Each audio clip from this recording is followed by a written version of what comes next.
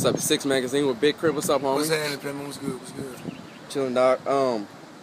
Forever and a Day, man. Talk about that real quick. That shit is bumping. Man, it's the project we just dropped. It was one of those situations where I wanted to give the people more music. Because my album was supposed to come out last year, September 27th, and it's scheduled to come out now, June the 5th. And it was just a lot of time to not have a body of music out.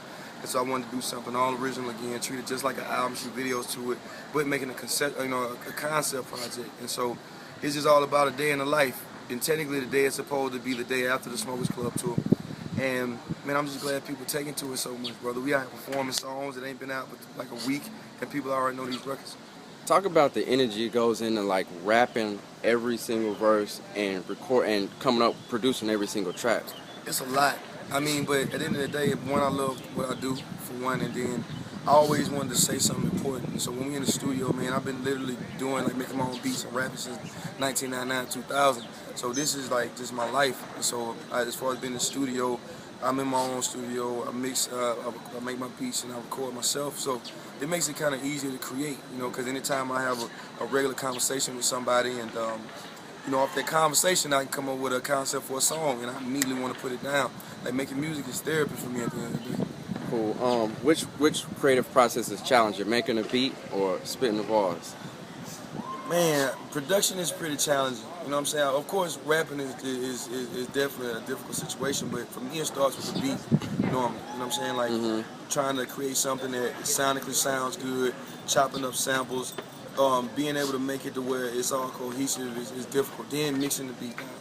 So, at the end of the day, man, like I would say, making the beat sometimes is the more difficult process because you don't want all your beats to sound the same. What Temptation, dog? That's my jam. Okay. And you got a DSR sample in there. Oh no, not DSR. Big Tuck. Wait, hold a second. Big Tuck. Naming people Big Tuck, DSR, Big Tuck. But a lot of people don't know that 3 Mafia, that was in the sample of Temptations too? Yeah, the same. Okay. It's originally a Beastie Boys song. Okay. Yeah, so it's like the first time I ever heard it was on 3 Mafia, I'm So Hot. Okay. So Hot. And then I heard Big Tuck reuse it, and it's like, but I was like, man, I love this shit, so I gotta put it in there. Talk about the respect that the South is getting, man. Like, I love artists like you because I'm from the South, and it's just like y'all are getting love in New York. I was just at your show at SOB's, sold out. Just talk about putting on for the South and just how people are slowly starting to take to it. I mean, it's extremely important that I be myself, you know what I'm saying? I embrace the fact that I'm country, but people know that my music comes from my heart and it comes from a place where I'm really trying to shine light on where I'm from. And so we can go to the West Coast and we can go to the East Coast and we do music because at the end of the day, everybody just wants quality. Quality reigns over everything. Good music reigns over everything. And so at the end of the day, like when it comes to production, the mixing, the cooks, the verses, I'm gonna give my all, and people know that. And I think that's why we can go to New York, Canada, or Midwest, West Coast and rock out and be talking about country shit, and people feel that shit. And you were XXL Freshman of the Year last year. Talk about what that did for your career from last year to now. I mean, it was great, brother. I mean, at the end of the day, it put the face to the name for one. A lot of people didn't really know who I was. They were familiar with the music, so I used the cover as an opportunity to also, this is Crit. And then a lot of people that didn't know about the music, they put me in their household, like they was able to go look at it.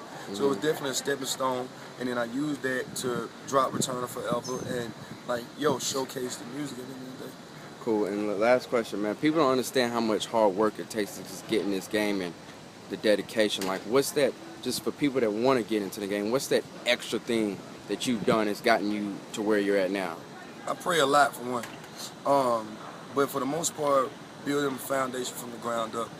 Understanding it's not going to be overnight. Making music that reflected who I was, so every time I hit the stage, I wanted to perform this song. I wanted people to hear it.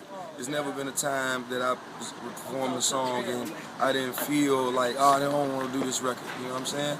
Like, nah, it's like I'm making music that I want to make. I'm performing, and I love being on stage, man. So I give my all every time, whether it's 5,000 people out there, 500. At the end of the day, it's about giving you all and making music that reflects who you are as an individual. Cool. Appreciate your time, man. Big Crip, 6 Magazine.